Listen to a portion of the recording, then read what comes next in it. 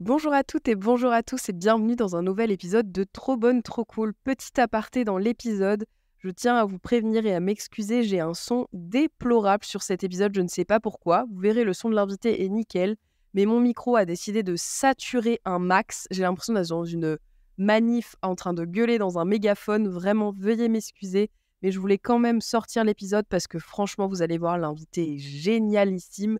Et donc, j'ai fait taire ma petite voix de Madame la perfectionniste et je sors l'épisode comme ça. Voilà, ce sera... Et je sais que vous serez gentil et que, voilà, je fais l'accent du Sud quand je suis pas bien.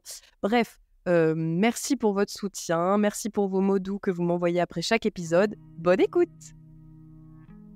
Mais vraiment, il n'y a pas de souci sur le retard, t'inquiète pas. Ouf. J'espère que tu vas pas raconter que je suis arrivée en retard. Si, bah, ce sera dans l'intro. Donc, Alicia arrive en retard au podcast. Non, c'est faux, c'est pas vrai, elle ment. Elle ment, c'est pas vrai. Est-ce que tu sais un petit peu le principe ou tu veux que je te rappelle un petit peu? Parce que c'est vrai que je t'ai invité, je t'ai même pas expliqué. Vas-y, je veux bien que tu me rappelles.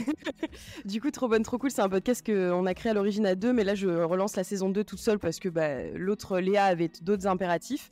Mais du coup, c'est un podcast où on interviewe des gens gentils et en fait, on a envie de propager le message qu'on peut être gentil et réussir dans la vie, qu'on n'est pas forcément des paillassons pour tout le monde, qu'il faut pas être un requin pour réussir, que c'est, enfin, tu vois, qu'il y a vraiment, c'est pas une faiblesse d'être gentil. Tu vois, moi, le principe c'était de base, c'était de dire quelqu'un, t'es trop gentil, que ce soit un défaut. Et en fait, non, moi, j'ai vraiment envie que la gentillesse se soit vue comme une valeur et comme un caractère d'une personne, tu vois, un truc positif.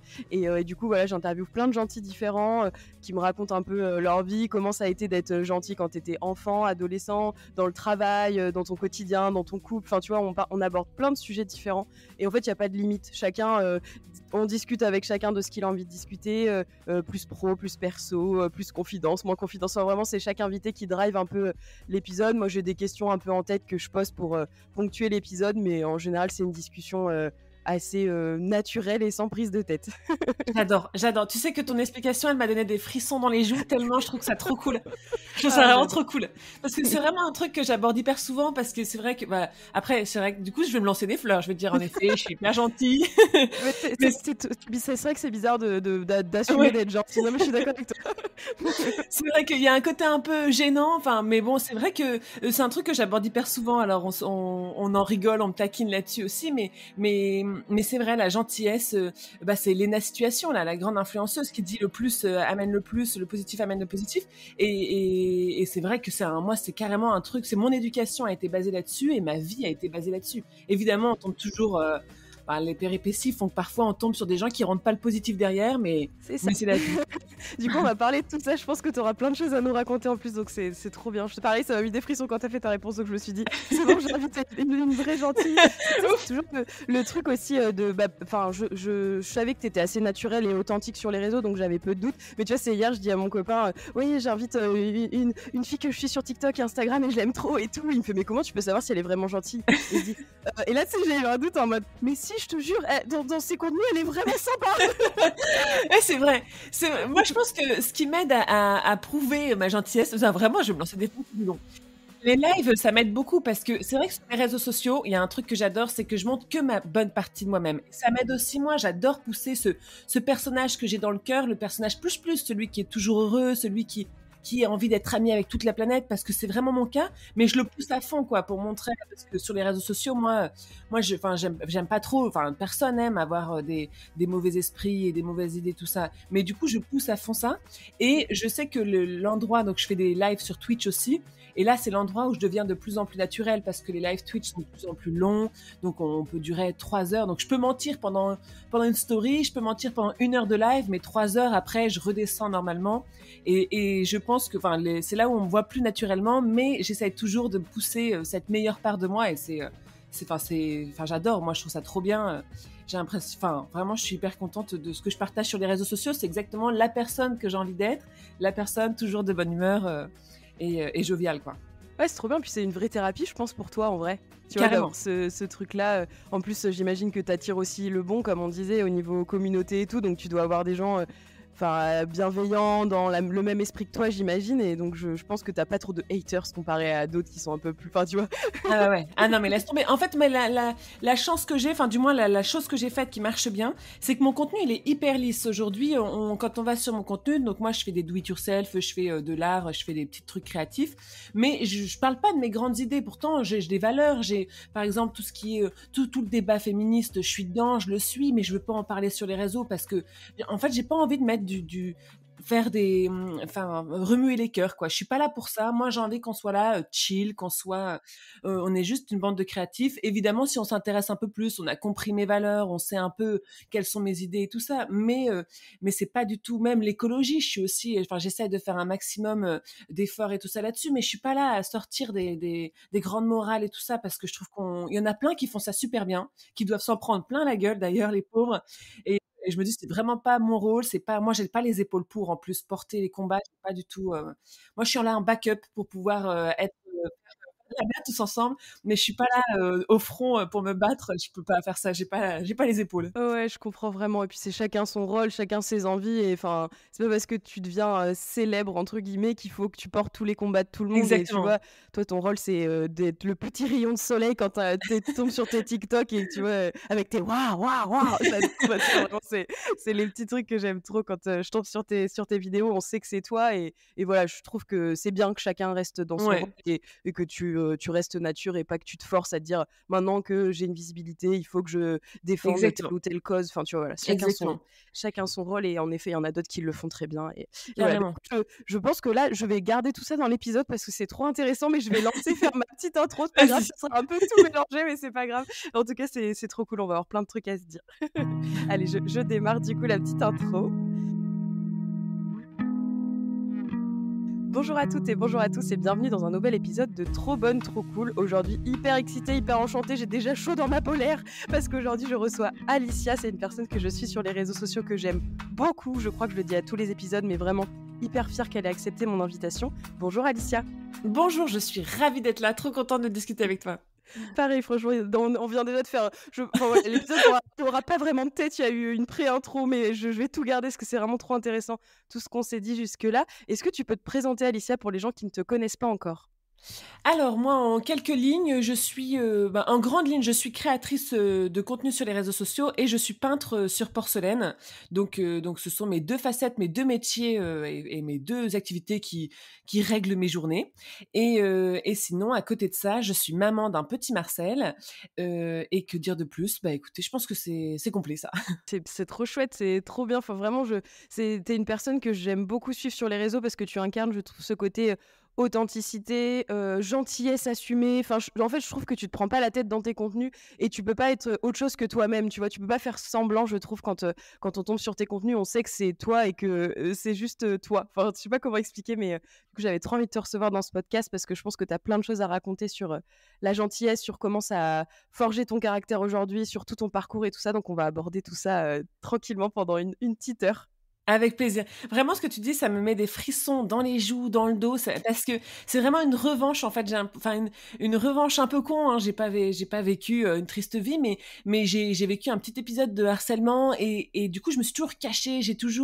Au début, je me montrais pas. Quand j'ai commencé les réseaux sociaux, je faisais hyper attention à ce que je pouvais dire, à comment je pouvais être avec le maquillage et tout ça. Et petit à petit, je me suis libérée de tous ces trucs-là qu'on m'avait imposés, toutes ces peurs d'être moi-même. Et là, aujourd'hui, je suis sur les réseaux sociaux sans maquillage et puis je fais plus trop. J'essaye de faire un effort vestimentaire quand même parce que j'aime bien ça, mais c'est le seul effort que je fais. Après, je reste au maximum naturel et donc m'interviewer là-dessus, c'est vraiment, enfin, je suis trop fière, quoi. Je suis vraiment merci beaucoup de prendre ce temps. Avec grand plaisir. Bah, écoute, on va commencer tranquillement avec la première question, puis après une discussion va s'en suivre assez passionnante, j'en suis certaine.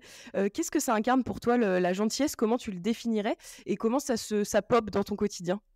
Waouh, waouh, la question à 1000 points. Euh, eh bien, la gentillesse, je trouve que c'est un apaisement.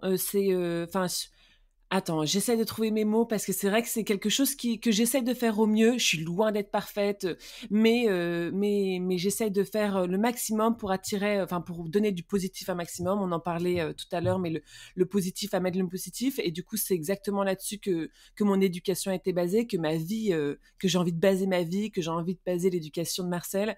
C'est enfin, je trouve ça simple et en même temps parfois ça.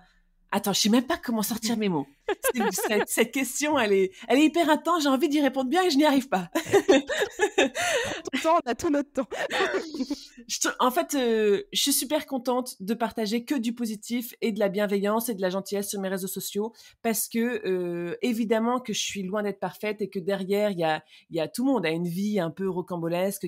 Parfois j'ai le cœur qui est pris dans des histoires un peu nulles, mais ce que j'essaie, c'est en fait mon but dans ma vie, c'est d'être amie avec tout le monde. Ça, je pense que c'est un but un peu dur parce que parfois je suis confrontée à des personnes qui veulent pas être mon amie et on a envie d'être aimé par tout le monde. Je pense que tout le monde est un peu pareil. On a besoin de plaire et besoin d'être. Enfin, je sais pas. Moi, j'ai besoin d'être amie avec toute la planète et c'est un peu mon goal ultime, quoi. Je dis souvent sur les réseaux sociaux, on en rigole en disant je veux conquérir le monde, mais en fait c'est pas ça le terme que j'aurais dû prendre. C'était plus je veux connaître tout le monde et je vais faire un énorme barbecue à la fin de ma vie avec tout le monde, quoi. Trop chouette.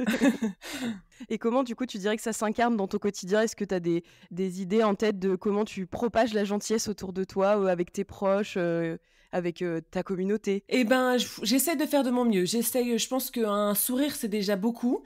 Et j'essaie de pas, pas comment donner ma tristesse à certains. Parfois, quand je suis dans des mauvais jours, eh ben, j'essaie de pas le montrer. Je garde beaucoup pour moi. J'aime bien partager que souvent, c'est vrai alors là, attention, je vais encore me lancer des fleurs. On me résume souvent comme quelqu'un de solaire, quelqu'un qui amène le soleil et tout ça. J'en suis trop fière de ce caractère-là qu'on me donne. Et j'essaie vraiment de le tenir parce que, alors, dès que je suis de mauvaise humeur, dès que j'ai mes règles, tout le monde le voit parce que forcément, il y a un petit décalage. Et j'essaie de faire au mieux pour pouvoir être de bonne humeur et de partager. Enfin, je pense que c'est ça, c'est offrir les sourires à chacun. Mais évidemment, il y a des jours où ça va moins bien, hein. Je dis ça, mais on a tous nos petits bas dans notre vie. Mais ouais, je pense que c'est ça mon objectif, quoi. Trop chouette. Et comment tu fais justement les jours où ça va moins bien pour aussi te protéger et tu vois, de pas avoir forcément cette casquette de rayon de soleil tout le temps. Enfin, tu vois, comment tu fais toi les jours où ça va moins bien pour justement dire aux gens, là, désolé, mais c'est un peu trop, quoi. Ouais, moi, j'en parle.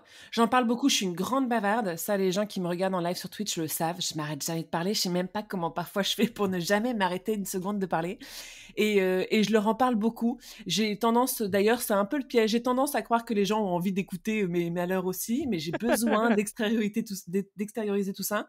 J'aime bien aussi écouter les autres parce que je suppose qu'on a besoin d'être écouté quand on a un problème. Donc, j'essaie d'être aussi à l'écoute.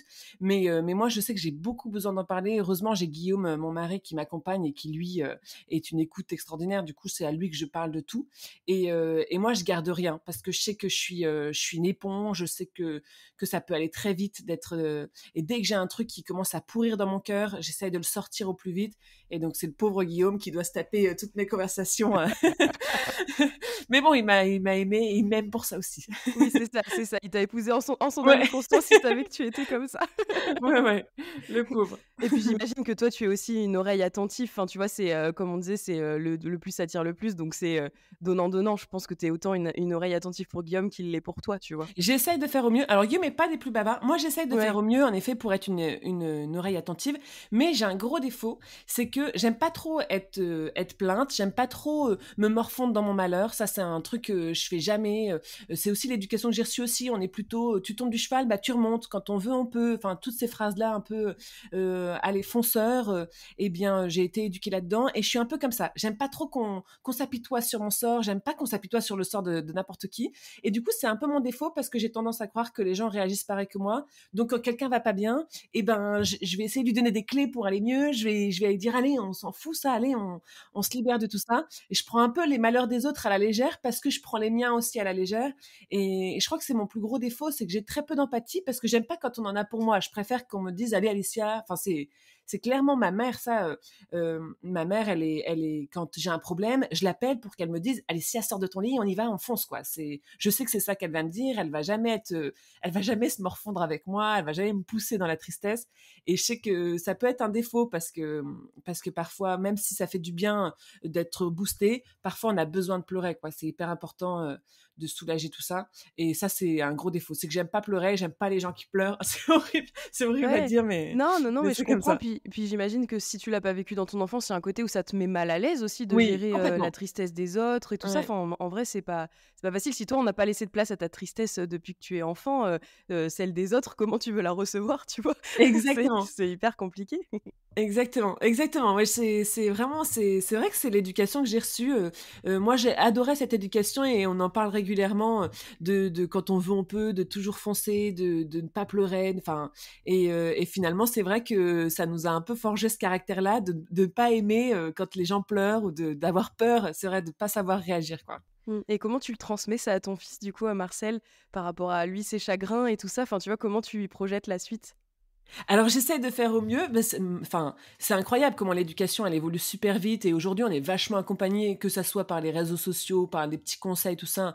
Peu importe à qui on est abonné, il y a toujours des vidéos qui pop dans notre fil d'actualité pour nous apprendre comment gérer une crise, comment et j'essaie de respecter. Enfin moi c'est presque un jeu. J'ai envie de comprendre Marcel. J'essaie de respecter à fond comment il fonctionne. Après on a vachement de chance. Marcel est un enfant adorable. Il est très gentil. Je lui dis souvent qu'il est gentil. Je le félicite dès qu'il fait. Enfin j'essaie de faire au mieux. Hein. De toute façon on sait pas trop comment on fait, mais je mets vraiment la gentillesse et la bienveillance en avant dans tout ce qu'il peut faire et j'essaye de respecter ses pleurs. C'est vrai que quand il tombe ou quand j'essaye de respecter aussi les conseils que j'ai vus sur les réseaux sociaux, de bien écouter son enfant, de faire la différence entre la peur et le mal. Enfin bref, j'essaye d'être une maman parfaite, mais on ne l'est jamais de toute façon, donc je fais au mieux. Ouais, c'est clair. Puis je pense que c'est d'autant plus difficile aujourd'hui, comme tu dis, on a enfin, sans cesse du contenu qui nous aide, j'ai l'impression. Moi, je suis pas maman, mais j'ai l'impression qu'on a tellement d'influence de partout que comparé à avant, nos parents, nos grands-parents et tout ça, ils avaient une sorte d'éducation et ils se posaient moins de questions, j'ai Exactement. l'impression, d'un point de vue extérieur que enfin, nous, j'ai l'impression que du jour au lendemain, on peut tout remettre, en cause avec une nouvelle vidéo qui pop en mode: «Oh mon Dieu, je fais ça depuis le début, il fallait pas Exact. du tout». Exactement, exactement. Alors que finalement, nous, on n'est pas morts, on est heureux Ouais, dans notre c'est vie. ça. Moi, je me souviens que c'était par exemple laisser un enfant pleurer. Ça, c'est la grande phrase aujourd'hui parce que nous, enfin, même mes parents me laissaient pleurer. C'était, je saoule tout le monde dans ta chambre et puis tu peux pleurer pendant des heures. Je m'en tape, tu reviens quand tu vas mieux. Et aujourd'hui, on dit qu'il faut plus laisser un enfant pleurer. Et je me dis, bon, ça va, ok, je dois avoir des petits traumatismes cachés par-ci par-là, mais finalement, j'aime mes parents à fond, mes parents s'aiment encore, tout le monde est heureux dans notre famille, on a tous réussi plus ou moins notre vie, enfin on est tous très heureux, donc je me dis c'est bon, ils ont géré le truc, je peux copier leur éducation, tout en ajoutant quand même une petite touche de modernité avec le Montessori, avec apprendre par soi-même, avec avec tout ça quoi, essayer de faire sa propre sauce et puis pas trop regarder les autres parce que là c'est un peu l'horreur. Ouais, j'imagine que la comparaison est vite, vite faite à mon avis et ça doit être, vite complexant, en voyant un Ouais, peu les mamans parfaites et en se disant: «Oh là là, je fais pas du tout comme ça». Donc ouais faut c'est ça, prendre que le bon et laisser, les choses qui nous complexent de côté. Ça, c'est bon pour tout exactement. le monde, je pense, sur les réseaux sociaux donc bah, écoute, c'est hyper intéressant et toi, du coup, dans ton enfance, comment, est-ce que tu étais déjà très gentille quand tu étais petite? Enfin, comment tu as grandi, en tant qu'Alicia, et gentille? Est-ce que tu as toujours été fière d'être gentille? Tu parlais d'une période d'harcèlement. Est-ce que comment ça a évolué dans ton enfance et ton adolescence? Alors moi, je suis la dernière de 4, donc 2 grandes sœurs et un grand frère et moi alors non, j'ai pas du tout été gentille, toute ma vie.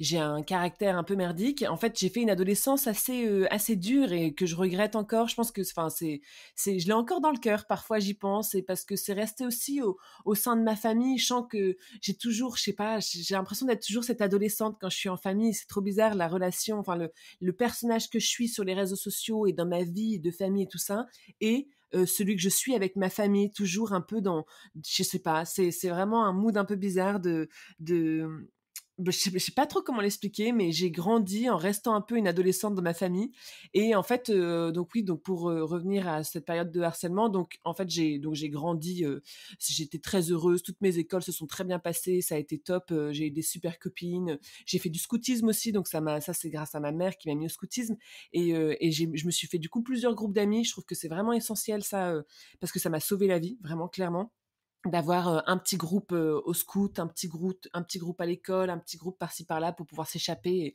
et avoir plusieurs cercles d'amis. Et vient la période du collège et là j'ai été très mal entourée et pendant 2 ans, enfin même ça a continué pendant 2 ans hyper intenses. J'ai vécu du harcèlement où on était un groupe de 3 nanas et puis ça pétait tout le temps. Ça a été hyper dur et j'ai changé d'école rapidement. Et puis après ça, j'ai pas arrêté d'avoir des mini harcèlements. En fait, j'ai l'impression d'avoir été un peu une victime de toutes mes amitiés enfin, je pense, et ça va peut-être encore me jeter des fleurs, mais pour moi, c'est vraiment la clé du harcèlement, c'est la jalousie des autres. C'est parce que avec le recul que j'ai aujourd'hui en tant qu'adulte, eh bien, je me dis, je comprends toujours pas pourquoi j'ai été harcelée à ce point-là, parce que j'ai jamais été méchante, j'ai jamais mérité d'avoir cette haine envers moi. Et je me dis, le seul point, c'est la jalousie, parce que j'avais une famille qui m'aimait, parce que je réussissais plus ou moins. J'ai jamais été très bonne élève, mais bon, je m'en sortais plus ou moins. J'ai jamais porté de marque et ça m'a jamais manqué. Enfin, vraiment, j'ai grandi sainement et je pense que c'est ça qui a fait que j'ai attiré la jalousie. Enfin, et c'est le seul point que je vois parce que j'ai l'impression de vraiment de pas avoir mérité ça. Et finalement, je suis presque contente aujourd'hui de l'avoir vécu parce que je sais ce que c'est que le harcèlement. Je suis prête à l'éduquer à Marcel pour comprendre comment ça fonctionne, pour essayer de tout faire pour combattre ce truc horrible qui tue des vies. Hein, enfin, c'est vraiment horrible le harcèlement.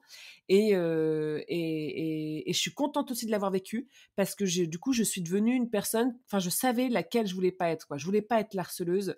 Je voulais pas être la méchante dans l'histoire et j'en ai connu d'autres, hein, des méchantes après. Toutes les années de ma vie, il y a eu des méchantes, il y a eu du harcèlement. Encore aujourd'hui, hein, j'arrive toujours à retomber dans un cercle de harcèlement. Je sais pas comment je fais. Et finalement, je suis presque contente parce que je me dis, ça veut dire que je suis, comme tu le dis au début du podcast, je suis trop gentille. Je suis trop bonne, trop conne, comme dirait ma mère. Il n'y a qu'une lettre qui change, je l'entends dans ma tête. mais je me dis, c'est tout. J'ai choisi le côté gentil, quoi. Et après, je pense que j'ai aussi été, enfin, je sais très bien que j'ai aussi été méchante avec d'autres personnes. Enfin, vraiment, j'ai pas envie que de me jeter des fleurs. Hein. Quand on est à l'adolescence, on passe dans une période où on est en colère contre tout le monde. Donc évidemment, j'ai pas été que gentille, mais voilà, je sais ce que je veux devenir et j'ai essayé de suivre cette ligne de gentillesse et de bienveillance avec les autres, quoi. Mmh.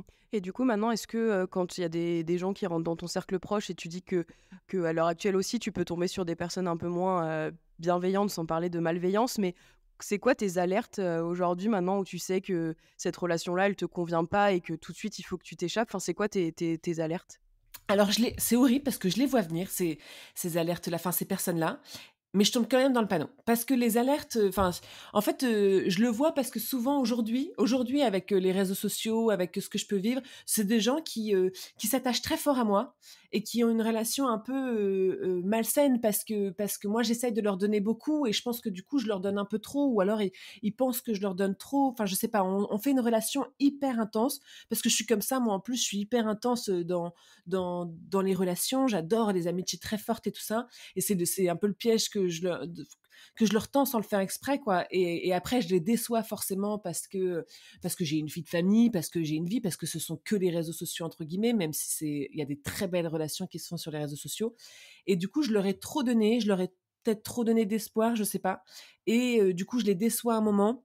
Et là, je me prends une vague de haine, de rancune, je sais pas, de méchanceté qui bouillonnait parce que j'ai pu les vexer plusieurs fois sans m'en rendre compte. Enfin, en fait, c'est vraiment mon plus gros piège aujourd'hui.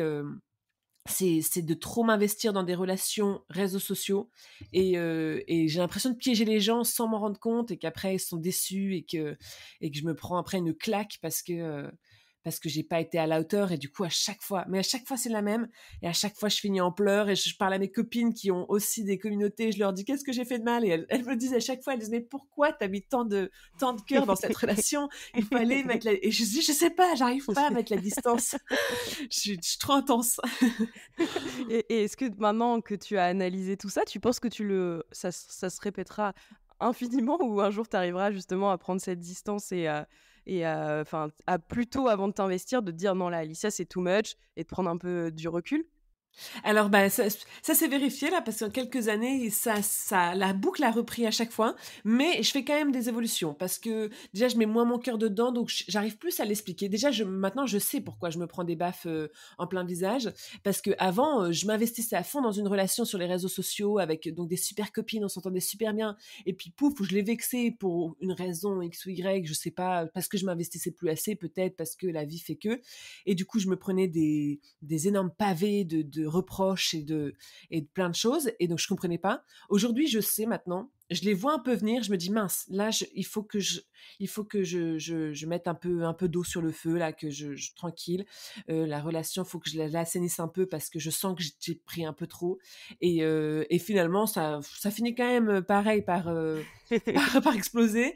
Mais j'apprends plus. Je vois plus la morale. Je sais que c'est moi qui ai fait l'erreur. Je sais. Mais bon, c'est l'erreur de donner trop d'amour donc je me dis, ah, d'un côté, je suis contente de ce qu'on a vécu, de la relation intense qu'on a eue, et il y en a plein des relations hyper intenses qui se font et qui après retombent comme des soufflets, mais naturellement et plutôt de manière bienveillante et sainement. Et parfois, il y en a qui pètent. Donc ouais, donc je retombe toujours dans ce schéma, mais quand même, j'évolue parce que j'apprends un petit peu de mes erreurs quand même. Oui, c'est ça, petit à petit, tu feras enfin, puis tu te protégeras davantage et ça pourra aller qu'en évoluant. Enfin là, le fait que tu poses des mots dessus, c'est que du coup, tu l'as déjà Oui, bien identifié tout ça, complètement, donc complètement. et je me reconnais beaucoup dans ton discours, parce que moi, on me reproche souvent, enfin, c'est pas vraiment un reproche, mais que je suis trop. En Ah fait, ouais, dans la ouais, vie, tu vois, en général, je suis trop, trop enthousiaste, trop contente d'être là, trop ouais, gentille, trop et tu ouais, vois? Et ouais, du ouais. coup, je me reconnais beaucoup dans ton discours d'intensité, et je suis vraiment comme ça. Et moi, j'essaye parfois de me canaliser parce que je me dis, sur des personnes que je connais pas, je débarque et tu sais, c'est en mode j'envoie tout et tu Ouais, fais ouais. tu te débrouilles avec ça, quoi. Donc du coup, maintenant, j'essaye, tu vois, d'y aller avec plus de parcimonie et de retenue, mais j'ai vraiment du mal. C'est vraiment contre ma «nature» entre guillemets, mais Complètement. Ah oui. mais voilà. Bah, je suis J'ai complètement d'accord avec toi. En plus, c'est marrant parce que j'en parlais à mon mari hier. Moi, j'adore les gens qui éclaboussent, voilà, qui éclaboussent de leur bonne humeur, qui éclaboussent. Parce que, en fait, je pense que je suis un peu comme ça, j'éclabousse de mon bonheur et tout ça. Parce que je reconnais ces gens-là, parce que je sais qu'à travers derrière les éclaboussures, il y a des vies un peu stressantes, il y a d'autres problèmes, il y a d'autres troubles. Mais j'aime bien les gens qui éclaboussent de leur bonheur parce que j'essaie de regarder que ça, mais je pense que j'ai le recul nécessaire pour voir que derrière c'est caché, enfin ce qui est caché. Et Guillaume pas du tout, lui il se fait que avoir par les éclaboussures et à chaque fois il se dit mais t'as vu comment il est, et puis il se prend les paillettes dans les yeux et du coup il dit c'est incroyable sa vie. Enfin il y a vraiment il se fait avoir par toutes les éclaboussures et lui il aime pas, ça lui fait un peu peur. Et alors que moi je sais parce que j'ai l'impression de les reconnaître, de me reconnaître en eux, et je sais que c'est ça. Et tu penses qu'il y a quoi derrière, du coup, ces paillettes et ces éclaboussures? Ben, on dit souvent que derrière un grand comique, il y a toujours un dépressif, hein. On le voit avec Jim Carrey ou d'autres, ou Jean Dujardin, je crois. Enfin, tous ces grands acteurs qui nous ont fait rire pendant longtemps, qui finalement, on découvre des histoires atroces de leur vie.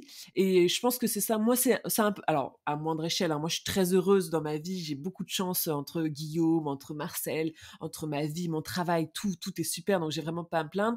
Mais je sais que quand j'ai un problème, eh ben, je suis du genre à passer outre ou à pas du tout l'exposer au monde.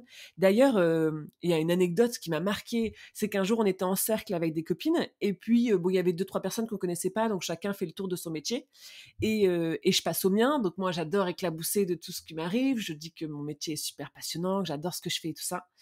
Et il y a une de mes copines qui est sage-femme, donc qui met naissance à des enfants tous les jours de sa vie. Elle voit à des accouchements, elle découvre des nouveau-nés. Son métier, il est incroyable. Et elle me regarde et elle dit, waouh, ton métier, il est passionnant. Le mien à côté, il est nul. Et je suis, ah, mais elle s'est complètement fait avoir. Elle s'est fait avoir par mes éclaboussures de bonheur, alors que son métier, il est incroyable. Et c'est marrant parce que cette anecdote, c'était il y a au moins, je dirais au moins 8 ans. Et je m'en souviens encore hyper bien parce qu'elle m'avait marqué. Je suis trop forte en fait à faire croire que que mon métier est mieux que donner la vie. J'avoue, c'est fort, mais d'un côté, ça prouve aussi que tu es passionné et que tu aimes ce que tu Ouais, fais et que tu arrives à transmettre. Du coup, enfin, que tu es à ta place. Moi, je trouve que du coup, ça respire le fait que tu as trouvé ta «voie» entre guillemets, même si je pense carrément. qu'on n'a pas qu'une voix, mais ça évolue, mais c'est trop chouette en tout cas. Et justement, tu parlais de ta maman qui avait l'air d'être assez, plus voire enfin, aller de l'avant, poussée à réussir, à aller toujours plus loin. Comment tu l'as vécu ça, toi, dans ta construction est-ce que tu t'autorisais parfois à aller moins bien, à prendre un peu des murs, enfin, comment tu le vis avec une maman comme ça? Donc ma mère, elle est fille aînée. On l'a toujours appelée la grande. Elle a un petit décalage d'âge avec ses frères et sœurs et elle a perdu sa maman assez vite. Du coup, elle a pris le rôle de la maman qui devait un peu tout gérer, les papiers, le papa en deuil, enfin bref, elle a un peu tout géré et du coup, c'est vrai qu'elle a ce caractère-là de battante. C'est vraiment une battante, ma mère. Elle a travaillé longtemps pour payer nos études. Alors mes parents sont toujours ensemble, hein, et s'aiment énormément, mais elle a ce caractère vraiment, c'est une femme forte. C'est un très bel exemple de femme féministe, forte, avec des valeurs, enfin une droiture. Elle est assez droite. Elle sait ce qu'elle veut et du coup, elle a été, enfin c'est un vrai pilier quand j'ai besoin d'elle, quand je suis un peu, moi quand je sais pas trop où je vais, je sais que je peux l'appeler pour avoir des bons conseils avisés et surtout pour qu'elle me dise bah remonte du cheval, allez on y va, c'est parti. Bah bel exemple aussi, j'ai été malade tout le mois de mars, j'étais pas bien dans mon lit, horrible à mourir dans mon lit et je l'appelle et elle me dit bon écoute t'iras mieux si tu sors de ton lit et que tu travailles. Je dis ok ça c'est typiquement ma mère, faut reprendre son rythme de vie pour pouvoir enlever, enfin pour pas que la maladie alors qu'en fait le médecin m'appelle en urgence pour que je vienne prendre des antibiotiques parce que enfin bref c'était vraiment j'arrêtais pas de vomir quoi, donc clairement ma mère elle avait un petit peu abusé. Mais et même aussi un autre exemple, c'est pour le harcèlement par exemple, même si le harcèlement, je suis d'accord, enfin aujourd'hui, j'ai le recul pour me dire qu'elle a fait de son mieux pour réagir. Mais quand j'ai été harcelée, eh ben, je pouvais plus y aller à l'école. C'était horrible. Enfin, j'avais la boule au ventre. J'en vomissais aussi. J'étais coincée dans les toilettes toute la journée. Il fallait que je me cache parce que ça devenait physique. Et ma mère m'avait dit, ne les écoute pas, c'est des jalouses. T'inquiète pas, ça ira mieux demain. Elle m'a dit toutes ces phrases-là. En fait, elle a minimisé à fond ce qui m'arrivait pour que j'aille mieux, quoi. Vraiment pour remonter du cheval, encore une fois. Et sur le cheval et je lui en avais beaucoup voulu. Je lui en ai parlé après, je lui ai dit mais pourquoi t'as pas pris les armes, tu t'es pas battu avec moi quoi, j'étais au fond du gouffre, il fallait que tu sois là pour tout défoncer avec moi quoi, et t'as juste dit elles sont jalouses, c'est pas si grave. C'est vrai que quand de l'extérieur, quand on est adulte, c'est pas si grave ce qui se passe, mais quand on est au cœur du harcèlement, c'est toute notre construction, toute notre confiance qui est mise au plus bas, donc c'est grave finalement. Et donc je lui en avais voulu et finalement je sais que c'est comme ça qu'elle réfléchit, c'est allez on fonce, on se laisse pas abattre et tu peux le faire ma fille, enfin c'est vraiment elle a toutes les confiances, toutes les bases à fond, mais c'est vrai que ça a fait aujourd'hui je le sens bah j'en reviens encore, hein, de pas aimer les gens qui pleurent, de pas aimer les gens qui se morfondent. J'ai dans mon entourage des gens qui aiment se plaindre, qui ont en plus presque cette éducation d'aimer se plaindre, de porter la misère du monde sur leurs épaules. Et c'est horrible parce que c'est vrai, ces gens-là, peut-être qu'ils ils ont des collègues pas terribles, ils ont une vie fatigante et tout ça. Mais moi, j'aime pas quand on m'en parle. Je me dis, mais va voir quelqu'un pour pouvoir en parler, fais du sport, trouve une nouvelle activité, change de métier. Enfin, j'ai envie de leur dire ces phrases-là alors que c'est n'importe quoi. Chacun vit son malheur et chacun vit sa vie. Enfin, on n'a pas demandé à vivre, hein, finalement, personne n'a demandé à vivre.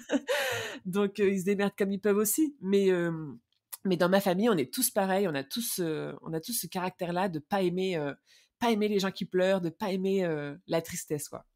Ouais, mais je comprends en vrai. Puis c'est un vrai avantage aussi de pas s'apitoyer sur son sort et toujours vouloir faire mieux, faire plus. Enfin, en vrai, c'est une vraie force, une vraie valeur. Après, il faut être sûr que tu vois, t'enfermes pas tout comme une cocotte minute et Oui, qu'à un moment donné, ça ouais, explose. Mais tu vois, comme tu disais au début, t'en parles avec ton mari. Enfin, t'as quand même un entourage bienveillant où tu peux justement t'épandre un peu plus. Mais du coup, c'est vraiment chouette d'avoir ce retour-là parce que je trouve que c'est pas forcément l'idée qu'on a d'une gentille, tu vois, de pas trop s'apitoyer sur les autres. Moi, oui, je sais que je suis une éponge à émotions oui, et que limite, quelqu'un vient pleurer dans mes bras et tu vois, je voudrais porter ouais. toute sa misère sur moi, mes épaules. Et du coup, c'est trop bien d'avoir ce reflet-là, de dire non, enfin, tu peux aussi être une gentille, mais une battante, entre guillemets, Oui, qui a envie de pousser les autres et envie de te pousser toi aussi, parce que je pense que tu l'appliques, cette règle-là que ta maman t'a transmise, je pense que tu te l'appliques autant à toi que tu l'appliques aux autres. Donc, c'est super chouette, je trouve, comme message de dire, voilà, on n'est pas obligé de s'habituer sur notre sort et que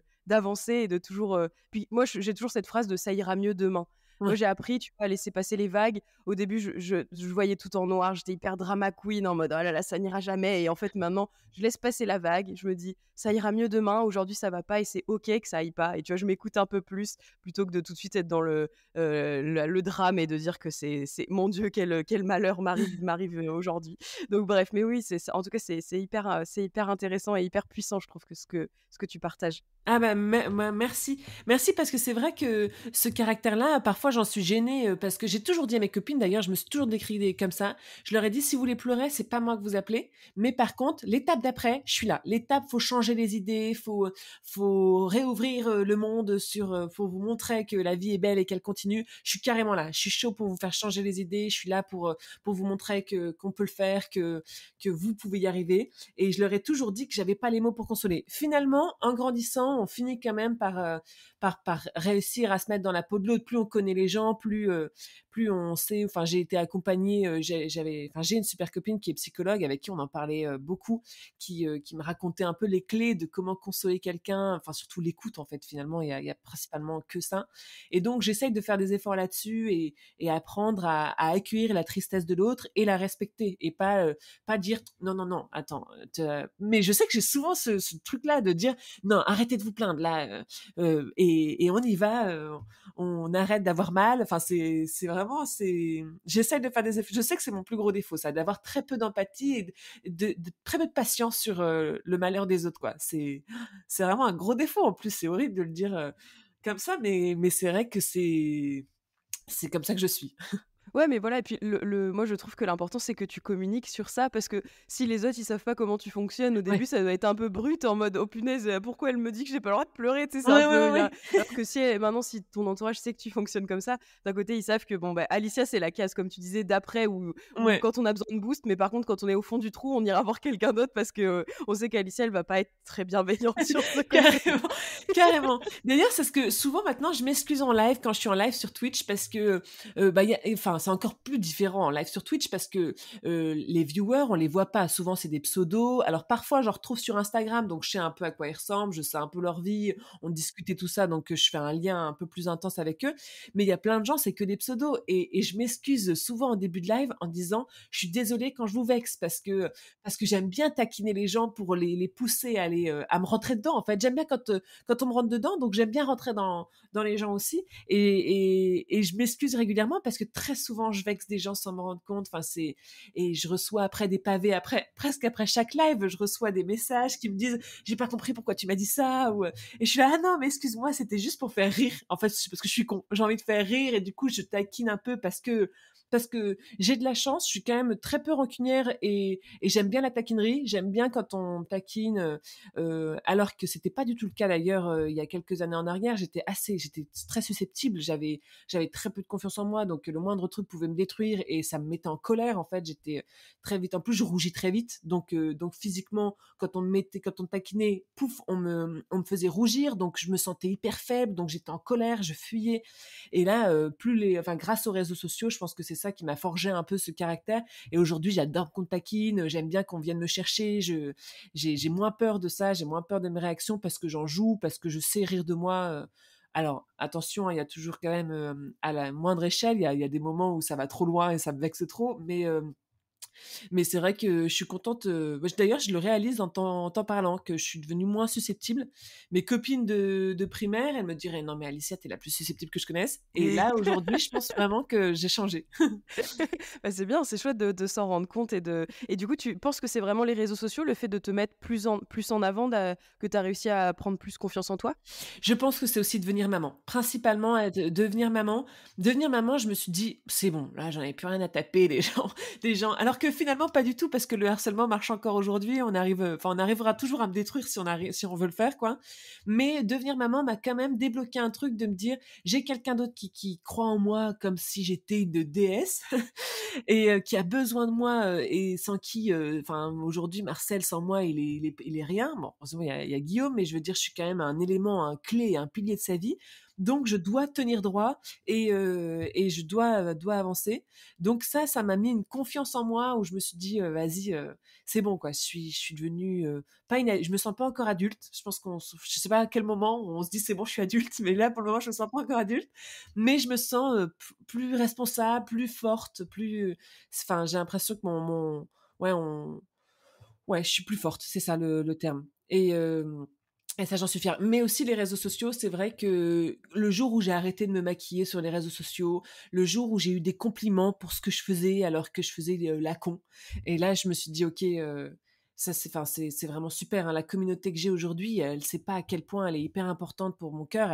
Enfin ils m'ont renforcé parce que c'est vrai comme on disait en début de live, j'ai une communauté hyper bienveillante. J'ai pas j'ai en plus moi ma cible, enfin du moins mon audience aujourd'hui, c'est pas mal de trentenaires, pas mal de jeunes mamans aussi, parce que comme mon contenu est assez sain, elles peuvent montrer à leurs enfants le do-it-yourself merdique que j'ai fait. Donc on est sur une communauté assez bienveillante qui est là pour se marrer et pas pour m'imposer des trucs quoi. Et donc ouais, tout ça, tout ce package là. Et puis Guillaume, c'est vrai que si je l'oublie, il va m'engueuler. Mais c'est vrai que le jour où j'ai rencontré Guillaume, il y a aussi un truc qui s'est débloqué. Je vous souhaite de trouver quelqu'un qui apaise votre cœur à ce point-là. Guillaume ne m'a jamais fait ressentir enfin la moindre. Déjà, il est pas du tout jaloux, il a une confiance de dingue, il m'a jamais rabaissé, c'est quelqu'un de très humble, il a très peu de confiance en lui, donc ça c'est hyper cool parce que il y a plus qu'à le pousser à avoir confiance en lui, et pousser quelqu'un comme ça vers le haut en disant mais si t'es quand même super alors qu'il le croit pas, c'est hyper cool quoi, dans ce sens-là, plutôt que de devoir rabaisser quelqu'un en mode arrête de péter plus haut que ton cul, de devoir lui dire t'es quelqu'un de super, c'est quand même top. Donc tous ces éléments-là ont fait que, enfin aujourd'hui, je suis hyper bien entourée, que ça soit Marcel, ma communauté, Guillaume. Donc ça ne fait qu'enrichir ce côté-là de moi, quoi. Ouais, c'est clair, bah, c'est hyper positif et puis comme enfin, on n'arrête pas de le dire, mais moi je crois beaucoup au positif attire le Mm. positif et tu vois, il y a peut-être une période où on a été moins, dans le moi je suis très naïve, tu vois? Par exemple, je fais beaucoup confiance aux autres et je pense qu'il y a une période où je l'ai moins été parce que, bah, on a trop un peu abusé de ma naïveté, de ma gentillesse et tout ça et en fait, c'est une période où j'étais pas foncièrement heureuse et où, rien de bien n'arrivait. Enfin, tu vois? Je pense que ça vraiment j'étais dans un cercle vicieux de mauvaises choses et je pense que toi, c'est peut-être un peu la même chose de l'évolution, de comme tu es entouré de bonnes personnes, bah, il y a forcément du bon qui arrive et petit à petit, enfin, je trouve qu'on attire du bon quand on est bon. Enfin, je sais pas, c'est un peu naïf et hyper cucu de dire ça, Non, mais j'y crois fort pareil. fort.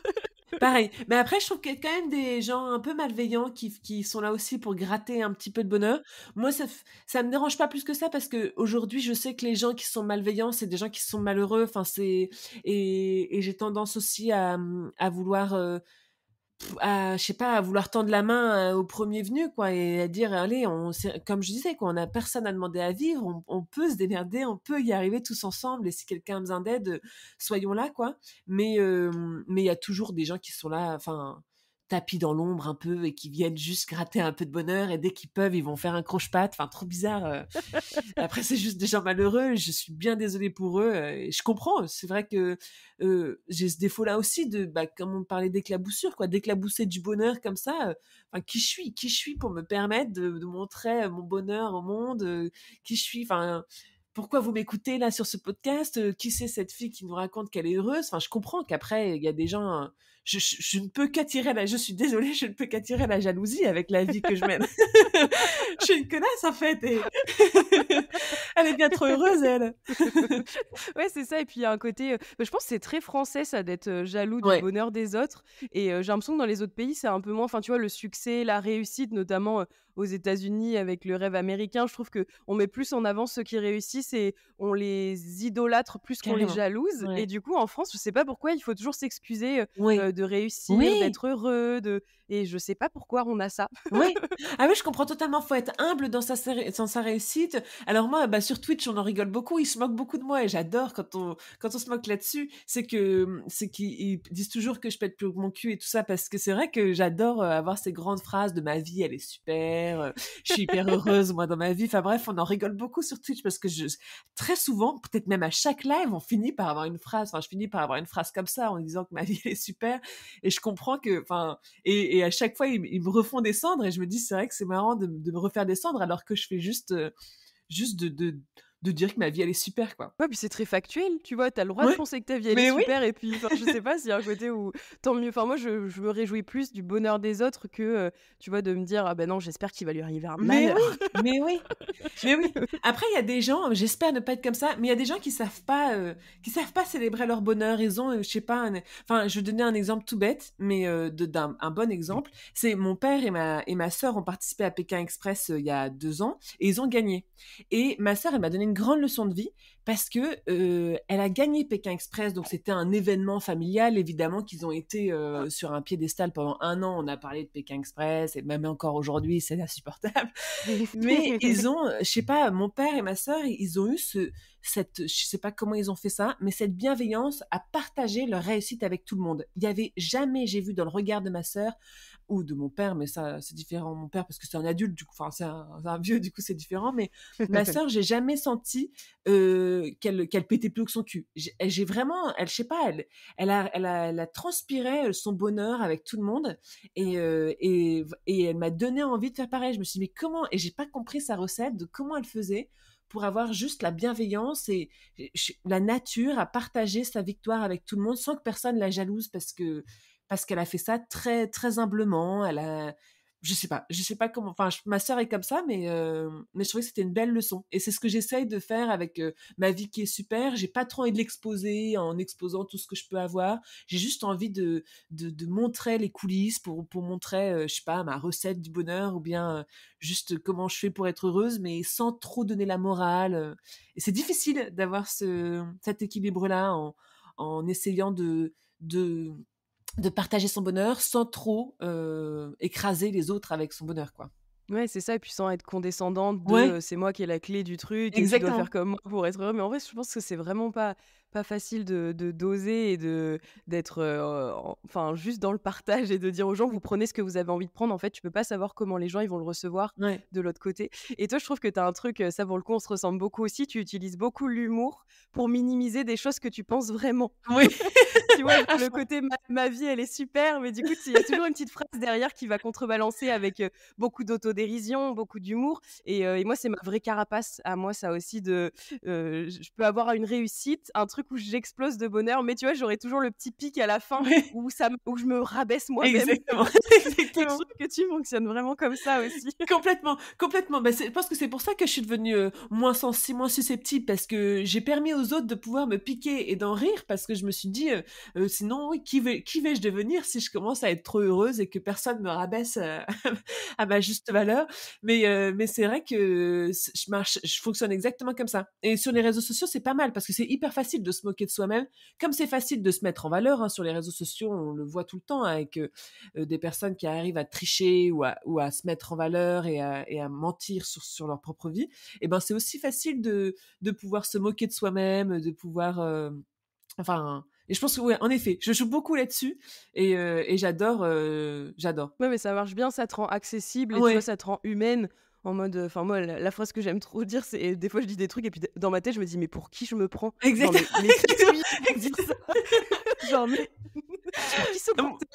Moi aussi. Ah, mais en live, ça m'arrive tellement souvent. Heureusement, en fait, enfin, on a un running gag où il me rabaisse à fond pour me faire redescendre. Mais c'est vrai qu'à chaque fois, parfois, je leur dis, mais c'est quoi cette philosophe? Enfin, je fais comme si j'étais une grande philosophe avec des grands textes. Je me mets à faire des citations, enfin, n'importe quoi. Et en même temps, du coup, je pousse à fond ce personnage-là parce que je trouve ça trop drôle. Mais ouais, moi aussi. Parfois, on se réécoute et on se dit, mais qu'est-ce que je viens de dire? Non, N'importe mais c'est quoi. clair. Ah bah, moi, le podcast, tu vois, pour moi, ça a été un bon exercice parce que les premiers épisodes, je me disais: «Mais c'est quoi cette psychologie de comptoir?» genre, mais Ouais. tu sais, je diffuse des grands principes alors que moi-même, dans ma vie, tu sais, je suis un peu instable, on va dire et donc ouais, des fois, dans le podcast, toujours, je me «rabaisse» entre Ouais, guillemets en ouais. disant, «Vous prenez ce que vous voulez, mais je sais pas, en fait. Je dis ça, mais j'en suis pas sûre». Ah, mais complètement pareil. Mais c'est exactement pareil avec mes lives. Et comment aujourd'hui t'accueilles justement, tu dis que les critiques, t'es moins susceptible et tout ça, mais est-ce que on t'a déjà reproché dans ta vie d'être trop gentille? Et si on te le reproche aujourd'hui, qu'est-ce que tu réponds à quelqu'un qui te dit, «Oh là là, mais t'es trop gentille Alicia»? Ouais, on me l'a déjà reproché. Bah, on me l'a reproché. Comment dire? J'ai oublié Reprocher? reprocher, ouais, c'est le terme que je cherchais. J'ai On me oublié l'a le terme. le terme qu'on vient de dire il y a littéralement 3 secondes. Donc on m'a reproché récemment d'être trop gentille et en fait, c'est un terme que c'est toute une psychologie que je viens d'apprendre, c'est le fameux love bombing que je connaissais pas. Donc le love bombing qui est pour alors je vais résumer ça très simplement en quelques mots parce que je me suis juste renseignée vite fait, mais c'est le fait de donner trop d'amour, d'être trop intense pour après pouvoir manipuler les gens derrière, lui dire que enfin tu me corriges hein, si je me trompe hein, mais lui dire qu'elle est super pour pouvoir ensuite soit gratter, soit pouvoir manipuler et retourner la tête de quelqu'un, quoi. Et c'est ce qu'on m'a reproché de faire. Et là, ça a remis toute mon existence en question. Je me suis dit, oh, est-ce que c'est ça? Est-ce que je suis pervers narcissique? Est-ce que je suis manipulatrice? Et je me suis dit, mais qu'est-ce que j'ai fait? Qu'est-ce que c'était? Je me suis vachement remise en question. Et après, je me suis dit, bah en fait, non, j'ai juste été gentille. Je comprends pas. J'ai juste, enfin, parce que comme je te disais aussi tout à l'heure, c'est que j'ai ce défaut-là de donner, d'être à fond dans une relation et puis de pas être rancunière. Donc si la relation s'essouffle, eh bien, soit on revient plus tard sur une relation hyper intense, soit la relation, c'est pas grave, elle se termine et puis on est content de voir la vie de l'autre chacun de loin, soit carrément on s'entend plus parce que notre vie fait qu'on est différent, bah c'est pas grave. Enfin, je suis pas du tout à chercher à gratter jusqu'au bout de la vie l'amour et puis vraiment pas rancunière sur le fait qu'on puisse ne plus m'aimer. C'est ça aussi sur les réseaux sociaux, les gens s'abonnent et puis après ils se désabonnent. Enfin, je comprends totalement hein, ce côté-là. Ça a été hyper dur au début. C'est hyper intense de se faire abandonner comme ça avec juste un bouton arrêt de suivi. Mais j'ai évolué là-dessus, j'ai compris, je comprends totalement qu'on puisse évoluer différemment que moi. Mais, heu, mais moi, je suis du genre à aller venir aux nouvelles, à aller essayer de comprendre parce que comme je te disais aussi, j'aime bien qu'on m'aime et j'aime bien comprendre les défauts que je peux avoir et essayer de corriger ça. J'adore avoir plein de relations cool avec plein de gens et ça, je pense que ça date d'ailleurs du harcèlement. Comme j'ai eu très, très peu de copines tout au long de ma vie, là, le fait que les réseaux sociaux m'offrent la possibilité d'être amie avec plein de gens et ben, je me dis: «Ouais, j'ai envie d'être amie avec tous ces gens» et en fait, parfois, je m'y prends mal parce que je suis maladroite ou parfois d'autres personnes ont besoin d'une relation plus saine et plus constante. Et donc, quand on m'a reproché cette histoire de love bombing, de manipulation, j'ai été au plus mal parce que je me suis dit, mais est-ce que je suis vraiment en train de devenir ça? Et en fait, pas du tout. Après réflexion et après discussion avec d'autres personnes, hein, c'était juste un malentendu et une incompréhension. Mais donc, ça m'a rassurée de savoir que tout le monde était d'accord avec moi. Mais, mais voilà, ça a été super dur. Puis t'as quand même eu besoin des autres pour te Oui. rassurer Ah, sur le complètement. côté non, non, Alicia, t'es pas du tout comme ça. Parce que c'est vrai que si ça remet tout en question toute ta vie, du coup, toi, dans ton quotidien, tu dirais que le regard des autres, comment tu gères, toi, le regard des autres et la vie des autres autour de toi? Ah bah, le regard des autres a été clairement ça a géré toute ma vie, pendant très longtemps. Enfin, ouais, toute ma vie. Je pense qu'on est tous un peu, gérés à cause de ça. Enfin, on est t parfois, de temps en temps parce que j'adore faire la con, j'adore essayer de faire rire. Donc aujourd'hui, je me suis un peu débloqué un truc de ridicule. En live, par exemple, on en rigole souvent parce que je leur dis, «Attention, ça va être ridicule ce qui va se passer là. Je vais faire un plan pour ma story Instagram, on va me voir parler, mais je vais pas parler, je veux juste faire des têtes rigolotes», alors que c'est vraiment c'est hyper gênant, tout le monde est gêné. Mais et donc je leur dis attention, le ridicule ne tue pas puisque je suis pas encore morte. Et puis on en rigole là-dessus. J'adore me mettre un peu en ridicule. Et en même temps, de temps en temps, il y a une petite voix dans ma tête qui me dit non mais Alicia, t'es ridicule là. Et là, pouf, cette voix-là, elle te ramène à ta condition de femme et t'es là en mode oh mince. Qu'est-ce que je fais et je sais pas et ça m'arrive une fois de temps en temps où tout d'un coup je perds totalement confiance en moi. En fait, il suffit d'une phrase, que ça soit ma petite voix dans ma tête ou que ça soit une personne sur Instagram, un commentaire de tu te tapes la honte ou bien c'est nul ce que tu fais j'en ai pas souvent, mais il suffit d'un truc pour que c'est fou ça. D'ailleurs, tous les créateurs de contenu le disent. Hein, le négatif, ça a beau être que 5-2% de ma communauté, et ben c'est quand même celle qui prend le plus de place dans mon cœur parce qu'elle vient me descendre au plus bas de mon estime de moi. Et ça arrive régulièrement que pouf, mais ma petite voix est plus intense que les haters sur les réseaux sociaux. C'est elle qui vient me rappeler: «Qu'est-ce que tu fais? Qu'est-ce que tu fais là? Tu te tapes la honte». Et c'est horrible.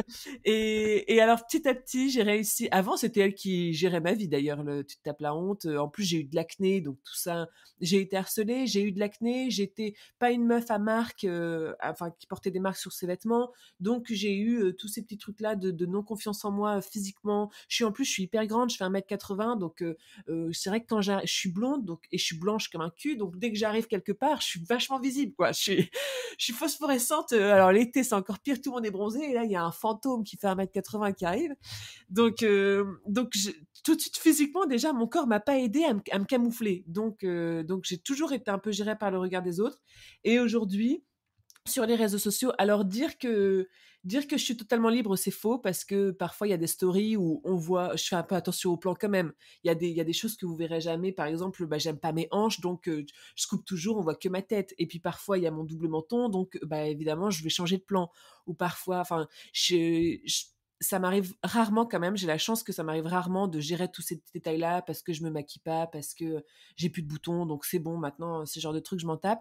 Mais quand même, on reste un peu sur ces complexes, et puis on est géré par ça quand même. Donc oui et non, le regard des autres toujours présent, mais beaucoup moins qu'avant. Ouais, et puis c'est en mouvement. Enfin, tu Oui, vois, il y a des jours où j'imagine c'est plus présent que d'autres. Ça dépend aussi comment toi tu reçois, comment tu perçois les commentaires et tout ça. Donc, je pense que ça évolue, et puis ça évoluera tout au long de notre vie, j'espère. Parce que je ouais, pense qu'adolescent, jeune adulte, ça prenait beaucoup, beaucoup plus de place. Moi, j'essaye petit à petit de me détacher de ça, mais j'ai quand même toujours besoin de l'aval des autres. Tu vois, genre, je oui, fais quelque chose. J'aime bien qu'on me tape sur l'épaule, qu'on me dise: «C'est bien, Léa, ce que oui, tu fais». carrément, Tu vois, à terme, j'aimerais bien juste être sûre de ce que je fais, de la qualité de ce que je produis ou de ce que je fais dans ma vie perso, et de me dire juste, bah, c'est bien, et d'être fière de ce que je fais. Mais c'est quand même toujours rassurant qu'il y ait quelqu'un à côté de toi qui te dise, oui, c'est bien, carrément. c'est vraiment bien. C'est la petite étoile qu'on te Exactement. donne, le petit autocollant. Exactement, exactement. Mais c'est pour ça qu'on en revient sur la communauté bienveillante. Aujourd'hui, c'est elle qui me fait hyper avancer. Là, que ma boutique fonctionne bien et tout, parfois, je regarde mes dessins, je regarde mes porcelaines, et je me dis, mais qu'est-ce que tu fais ici? C'est dégueulasse. Enfin, qui va acheter ça? Et finalement, il y a toujours des gens qui sont là pour me dire que c'est bien. Il y a toujours des gens qui sont là pour acheter. Et je me dis, c'est fou. Les gens se rendent pas compte à quel point ils peuvent me booster. Enfin, un message, un truc, c'est dingue, hein, c'est vraiment, c'est triste, c'est vrai, mais en même temps, il y a un côté hyper cool où on se dit, on avance tous ensemble, et on se soutient, on s'envoie des messages. Moi, c'est pour ça que j'essaye d'envoyer un maximum de love à tous les gens, à tous les créateurs que je suis, parce que je sais la galère que c'est au début et tout ça. Et ouais, vraiment, c'est ouf, les réseaux sociaux. Souvent, quand on voit des reportages, des vieux de 50 ans, enfin, je vois, il y a un reportage sur Netflix sur le danger des réseaux sociaux. Il y a que des cinquantenaires qui nous disent c'est l'enfer, les réseaux sociaux, c'est l'enfer pour les enfants, c'est l'enfer pour nanani nanana, il y a plein de trucs qui s'y passent, et ils font que de détruire le truc. Et j'ai envie de dire non, mais vous n'avez pas vu tout le côté, enfin, positif des réseaux sociaux. Il y a quand même des trucs de dingue qui s'y passent. Enfin, moi, je serais pas du tout là où j'en suis s'il y avait pas tout ça, quoi. Mais c'est super important de le rappeler, parce qu'en effet, moi, c'est mon métier. Je suis freelance à mon compte, et je suis social media manager, donc je baigne dans les réseaux sociaux depuis plusieurs années. Et du coup, tout le monde voit le côté un peu négatif, manipulation, Oui, qu'il faut être quelqu'un d'autre si tu parles sur les réseaux sociaux, que ah non, mais tu peux pas dire ça. Enfin, tu sais, je sais pas, il y a t'as l'impression que tu dois te construire une image de queen inatteignable. Faut pas montrer tes faiblesses, faut pas montrer. Enfin bref. Et en fait, non. Plus on avance, plus il y a, notamment je trouve chez les femmes, mais plus de représentation sur les corps, sur les personnalités, sur les orientations sexuelles, sur plein de choses. Et tu vois, c'est trop carrément. bien que les réseaux sociaux permettent ça, parce que je trouve que tout le monde dit oui, mais comment ils vont grandir les jeunes d'aujourd'hui Oui, avec tout ça. Je me dis, bah, d'un côté, ils vont peut-être grandir plus que nous, ou moi, il y a tout était tabou. Enfin, oui, quand oui, j'étais adolescente, oui, le moindre truc que tu évoquais, il y avait de la honte pour beaucoup de choses et tout. Et j'ai l'impression, en tout cas, j'espère d'un point de vue extérieur, qu'ils sont plus libérés sur plein de sujets que nous, dans les années, moi je suis de 93, tu vois? Et dans les années 2000-2010, c'était la honte de plein de trucs. C'était oui, la honte carrément, d'être gros, c'était la honte d'être gay, c'était la honte carrément. d'être religieux. Et en fait, non, j'ai l'impression qu'aujourd'hui, il y a beaucoup plus de gens qui osent parler de ces sujets qui font partie de notre vie. Enfin, tu vois, au contraire, ça devrait même pas être des sujets. Moi, c'est ça que aussi j'essaye de combattre, et de me dire, enfin, tout le monde peut vivre comme il est et il y a de la place pour tout le monde en fait. Et les Ouais. réseaux sociaux, je trouve que c'est une bonne représentation de tout ça. Carrément, carrément. C'est vrai que quand j'y pense, moi, mon idole, c'était Laurie, alors que Laurie, on était à Pareil. les opposés. Alors qu'aujourd'hui, j'ai des idoles qui me ressemblent, des gens qui me font évoluer, qui sont plus proches de moi. Et c'est vrai. Alors c'est vrai qu'il faut faire attention à qui on suit. Il faut pas. Il y a évidemment plein de dangers sur les réseaux sociaux, mais il y a aussi une sacrée part de bonheur et de positif, quoi. Et puis, j'en avais parlé dans un autre épisode avec, justement une entrepreneuse qui avait lancé sa marque et tout ça et elle me parlait de rôle modèle et c'est vrai que c'est très à la mode, le côté rôle modèle et tout ça et en fait, d'avoir des rôles modèles où tu peux vraiment t'identifier, ça Ouais, fait du bien. ouais. Parce que moi, quand je me suis lancée à mon compte, j'avais que des entrepreneurs, qui levaient des millions, qui avaient la nouvelle idée de Google, qui machin et moi, j'étais en mode: «Mais moi, je veux juste être prestataire de service, en fait!» Et du coup, limite, ça me faisait complexer alors que maintenant, tu vois, je suis super fière de ce que j'ai monté et tout ça et en fait de plus normaliser tous ces trucs-là et de dire: «Tu as le droit de t'exposer si tu es quelqu'un de normal» Ouais, et enfin, je sais pas, tu vois? De pas dire, pas attendre d'être exceptionnel, d'avoir l'idée du siècle pour oser, partager ton histoire, tu vois? Je trouve que les carrément. ça a un peu aidé tout ça et je trouve que tu es l'exemple même. Je sais pas, tu sais, tu nous emmènes avec toi dans ta poche, dans tes brocantes, tu nous montres des trucs, hideux et on en rigole ensemble et en fait, je trouve que c'est ce truc-là où, bah, c'est juste la vie de tous les jours et en fait, tu arrives à faire du storytelling sur la vie de tous les jours sans, Exactement. mettre des paillettes, partout, quoi. Exactement. Ah bah, merci, je suis hyper flattée. C'est exactement ce que je veux montrer sur mes réseaux sociaux et c'est exactement ce que je veux partager. Et très souvent, on me demande comment faire, enfin, les jeunes entreprises qui me demandent comment faire pour pouvoir communiquer sur leur entreprise sur les réseaux sociaux. Je dis, c'est simple, partagez les coulisses. Arrêtez de faire des trop belles photos, arrêtez d'essayer de mettre en scène un truc de vos. Je dis juste, filmez-vous en train de créer vos petits trucs, là, montrez votre tête contente de le faire et puis, et je sais pas, juste partager. En plus, c'est tellement plus simple de partager ses coulisses et sa vie. Alors oui, après, tout le monde n'aime pas ça, évidemment, mais c'est la simplicité de ouf de juste emmener les gens dans son quotidien et montrer que c'est pas si incroyable que ça, que juste on partage un bon moment, quoi. Et ça, je trouve que c'est les traits de quelqu'un de gentil parce que, mais non, mais sans rire, parce que quand, il y a beaucoup de bienveillance là-dedans parce que justement tu montres qui tu es sans faire semblant. Ouais, Alors que, beh, des gens qui véhiculent des choses qui complexent, des adolescentes parce ouais, que, faut se comporter comme ci, il faut, faire de la chirurgie esthétique, enfin je ne sais quoi, bah, du coup je trouve que c'est tout l'inverse de la gentillesse et de la bienveillance parce que ça crée des complexes énormes et ça te ramène toujours à ta vie, qui est pas si ouf quoi, tu vois? ouais, ouais, ouais, complètement. Et donc du coup, voilà, je trouve que en tout cas, tu fais du bien, juste de partager qui tu es et enfin, il y en a de plus en plus et c'est trop cool. Je trouve que c'est une nouvelle vague qui fait vraiment du bien. Ouais, carrément, complètement d'accord et c'est vrai qu'on en revient souvent encore une fois sur mes lives où je leur dis: «Moi j'ai envie de vous partager tous les coulisses pour qu'on partage tous les succès ensemble, quoi». J'ai envie moi ma société, mon compte, ils ont buzzé, depuis cet été et je leur dis: «J'ai envie de vous montrer tout». Alors je leur montre, pas forfait sans tape, mais je leur montre mes statistiques, je leur montre, tous ces trucs-là juste pour dire: «On est tous ensemble dans ma réussite, quoi, on vit tous ça ensemble, j'ai rien à vous cacher, il y a rien de secret et j'ai envie qu'on avance tous ensemble comme si c'était une bande de collègues de ma vie, quoi, et qu'on avance main dans la main. Alors, dans ma réussite à moi, donc c'est complètement, encore une fois, un but de moi-même, mais le plan, c'est de partager ça, quoi. Encore une fois, je reviens à la victoire de ma sœur sur Pékin Express, la morale enfin, l'exemple qu'elle m'a donné, j'ai envie de le vivre dans ma vie, de partager mes victoires avec tout le monde et qu'on fasse ça tous ensemble, quoi. Parce que de toute façon, c'est vrai qu'on le dit, la phrase le dit si bien, tous ensemble on va plus loin, tout seul on va plus vite. Et c'est vrai que je trouve qu'elle est vraie, quoi. Ensemble, on va vraiment plus loin. Ouais, clairement et puis, tu vois, c'est l'exemple même où tu dis que tu as des petites marques qui te contactent pour savoir, comment réussir et tout ça et tu vois, tu pas du genre à pas répondre ou à dire, «Bah, non, bah, je vais pas vous donner mes secrets». Enfin, tu vois, Ouais, moi, je suis vachement dans l'entraide aussi et dans le freelancing, il y a beaucoup, beaucoup de concurrence. Si vraiment, tu pars du basique, bah, oui, on est tous concurrents, on fait tous le même métier, et en fait, non. Moi, si on me demande, «C'est quoi tes tarifs? Comment tu gères tel client?» bah, je réponds, moi. Enfin, tu ouais, vois, je suis ouais. vraiment dans le je vois le mal nulle part. Après, c'est peut-être un de mes défauts aussi parce qu'après, bah, comme on disait au début, il y en a qui en abusent et qui viennent gratter un peu le truc. Mais en fait, je préfère préfère partir du principe que ça va bien se passer et pas toujours voir le négatif et de me dire oh là là non, si je diffuse ça, on va ben non, juste diffuser et puis on verra ce qui se passe et Exactement. il y a rien de dramatique, tu vois. Exactement. Je suis totalement d'accord avec toi. C'est hyper intéressant, ça fait déjà plus d'1 heure qu'on discute, on pourrait, je pense, encore discuter des heures Ouais. et là tu sais, là j'ai ma petite voix dans ma tête qui me dit: «Léa, pense au montage, il te prend déjà des heures».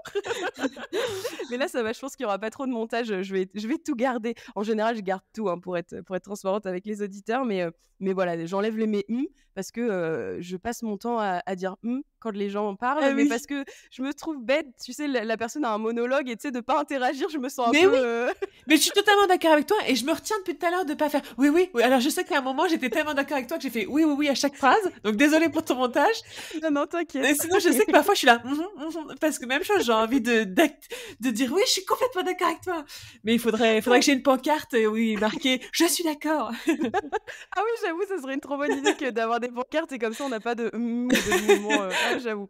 Je garde pour les prochains. En tout cas, c'était passionnant, on pourra en refaire, je pense, des épisodes avec toi parce que tu as plein de choses à partager. Est-ce que tu as un mot de la fin à partager sur quelqu'un, je sais pas, qui est vraiment gentil et qui voit ça comme un défaut parce que, bah, il semble faible? Qu'est-ce que tu dis à quelqu'un, voilà, qu'est-ce que tu propages autour de la gentillesse? Qu'est-ce que tu as envie de dire? Moi, j'aime dire et je pense que tout le monde doit retenir, c'est que s'excuser et être gentil n'est pas une faiblesse. Et très souvent, quand on vous fait croire que c'est une faiblesse et quand on vous rabaisse, et ben c'est parce que la personne derrière, elle est malheureuse et que vous lui avez renvoyé votre gentillesse en plein dans votre face et donc vous lui avez juste prouvé à quel point elle était con. Et ça nous arrive à tout le monde de façon parfois de piquer des grosses colères face à quelqu'un et que la personne réagit gentiment. Et là, tu te sens con. Tu te sens con, tu te dis merde, je me sens vraiment con. Et du coup, tu es encore plus en colère contre cette personne parce qu'en fait, elle t'a juste renvoyé ta méchanceté en plein dans ta face. Et c'est souvent ça, je trouve, la méchanceté des gens. Du coup, faut pas leur en vouloir aux gens qui sont méchants et aigris. Il faut juste s'en séparer. Faut savoir couper les ponts ou savoir prendre des distances, leur laisser le temps de gérer leur propre colère, ne pas vouloir sauver toute la planète. Ça, je pense aussi que c'est un défaut global chez chacun. On a envie d'être aimé. Moi, clairement, j'ai envie d'être aimé par tout le monde. Donc, j'ai envie de comprendre les tristesses de chacun et donc voilà, donc laissez les autres gérer leur propre tristesse et vous continuez à être gentil, c'est pas vous qui êtes en tort, vous et tous ensemble un jour on fera un énorme barbecue, toute la planète, tous ensemble. Moi, tu sais, c'est mon ambition, là, vu que la communauté là de Trop Bonne Trop Cool grandit un peu Ouais. et j'attire clairement que des gens un peu comme moi, niaiseux, tu sais, paillettes, licorne, arc-en-ciel, tout ce que tu veux, tu vois? Et je me dis: «Un jour, j'aimerais trop partir en colo avec ces gens». Genre faire une colonie de vacances, Ça tu vois? serait trop Genre bien. pendant 2 semaines, on part en vacances entre gentils et par contre, ça serait le truc le pire du monde parce que moi, je prends pas de décision et j'ai l'impression que tous les gentils sont un peu comme ça et tu sais, ça serait tout le long du séjour en mode: «Tu veux faire quoi?» «Bah, comme tu veux». «Non, mais comme tu veux». «Non, mais comme tu veux, hein». La Horrible. le voilà, la non-décision du groupe, mais j'aimerais trop et je me dis, d'attirer, ce type de personnes, au final, on va monter une communauté de gens bienveillants et gentils et qui assument. Ouais, complètement, complètement.